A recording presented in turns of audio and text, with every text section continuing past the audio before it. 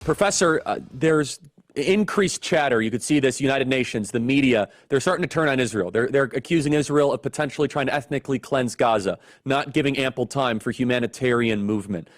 Do the best you can to fill our audience in. What is the truth of what is going to, or what is happening, the history of Gaza and Israel, and the false moral equivalency the media tries to make, where now they're saying Israel is killing women and children indiscriminately? That is a narrative the media is starting to bubble up.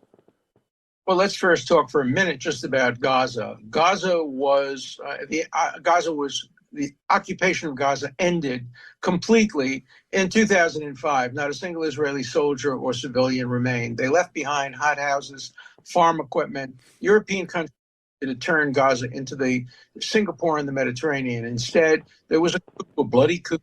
The Hamas murdered the leaders of the Palestinian Authority, exiled the rest of them, took over the country, and started sending rockets into Israel. Obviously, Israel had to protect itself at that point. But take, for example, what happened today. Israel today warned the citizens of North Gaza, leave. We'll give you some time. Leave. Have the United Nations, the Red Cross, help you leave. Go south. Just even if you have to walk. Plenty of them have cars. Even if you have to walk 2-3 miles south, you'll be safe, because we have to attack North Gaza, because that's where the rockets are coming from. What does Hamas do? Not only says to the people, don't leave, stay behind, become human shields, let your children die, but those who wanted to leave, Hamas has blocked the roads. And so, and the UN says, we can't do it, it's impossible, instead of offering to help. So Israel has done what other countries didn't do. The United States didn't warn before Hiroshima, Nagasaki, or the firebombing of Tokyo. They didn't warn before the firebombing of Dresden. Israel is warning the people, get out, and they have an opportunity to get out.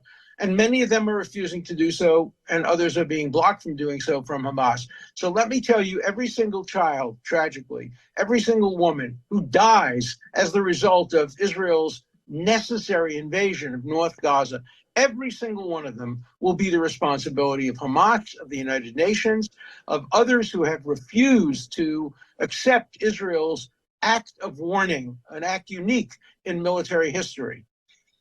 Professor, in closing here, you've done a lot of thinking about the geopolitics. Knowing what we know now as things develop over years and decades, what do you think is a best case solution, not even solution, but just remedy to this very complicated situation? Egypt doesn't want Gaza. It's a problem that's going to continue.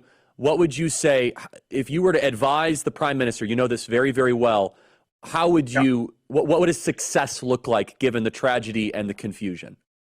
Well, I sat with the prime minister for almost 3 hours the Friday night, 10 days before this happened. And obviously we talked about that and other things. The optimum solution is to end Gaza, the Gaza Strip. The Gaza Strip should not exist as an independent, standalone entity. It should either go to Egypt or it should be basically integrated. The population should be integrated into the West Bank or other areas. It cannot remain controlled by Hamas, which is not a country but a terrorist organization.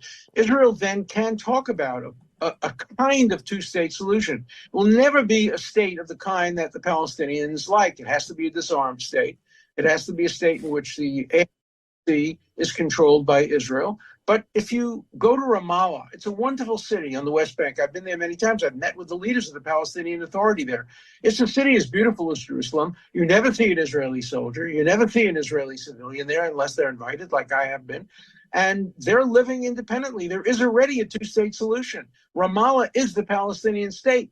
That just has to be expanded to a few other areas.